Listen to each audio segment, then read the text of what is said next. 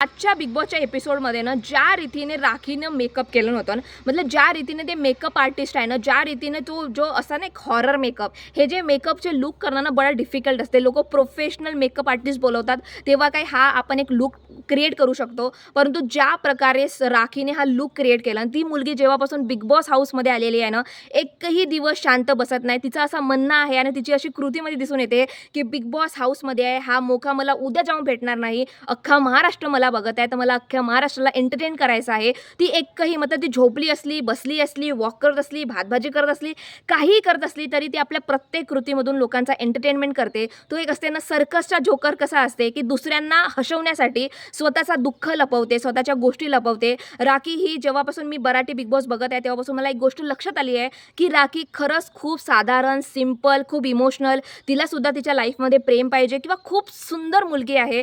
परंतु ज्या रीतीने लोकांना एंटरटेनमेंट करण्यासाठी स्वतःचा जोकर बनवते किंवा ज्या प्रकारे त्या कृती करते, ज्या प्रकारे त्या गोष्टी करते, खरंच तिला सलाम आहे. कारण की असे करणे, स्वतःचा जोकर बनवणे, स्वतःच्या गोष्टी, स्वतःचा पेन हाईड करणे आणि दुसऱ्यांना हसवणे ही खूप मोठी कला आहे, खूप मोठी गोष्ट आहे. Literally I love rakhi. ज्या प्रकारे तिच्यामध्ये ग्रेस आहे, ज्या प्रकारे ती स्वतःला प्रेझेंट करते, ज्या प्रकारे लोकांचा एंटरटेनमेंट करते, ज्या प्रकारे ती व्हॅल्यू करते बिग बॉसच्या प्रेक्षकला, ज्या प्रकारे तिला माहीत आहे की बिग बॉस हाऊसमध्ये आलेला आहे तर एंटरटेनमेंट दिल्या पाहिजे. आपला कर्तव्य आहे की बिग बॉस मराठी शो आपल्याला एवढा काही देते, परंतु आपण त्या शोला काय देता हे सुद्धा इम्पॉर्टंट आहे. आणि राखी काटेकोर रीतीने हे पार करत आहे. Literally I love rakhi, I love rakhi, I love rakhi, I love